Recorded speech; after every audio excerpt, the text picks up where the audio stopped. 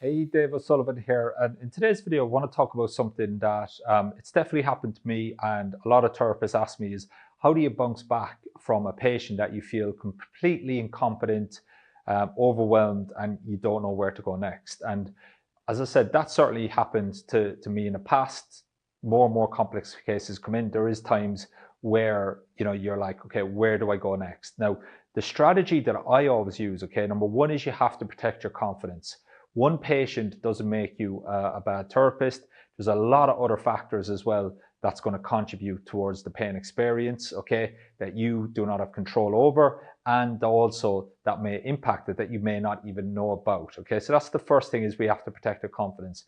But the second thing, and actually the more strategic thing that I do, is when I get stuck with a patient is I start to map it out, okay? So the value in actually writing it down in a plan is that it helps you focus your mind. Okay, because the natural thing for us as a threat response is we get emotional, everything speeds up, okay, the thoughts come into our mind, okay, what if, what if, what if, okay, we need to squash that, okay, we need to go, okay, here's the situation, this is where they are, and this is where we're getting back to. And that's where with the complex patients, I work really hard in the initial assessment, is to get a real clear understanding of their injury history, where they want to get back to, and then where the gap is. Okay, so there's always a reason, okay, and it's just for us to start to focus and actually see and connect the dots.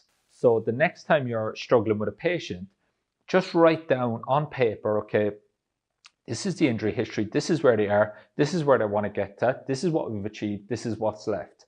And then what you do is, okay, here's where they are now, here's where I'm getting to in the next session. So as the phrase goes, what's the quickest way to eat an elephant?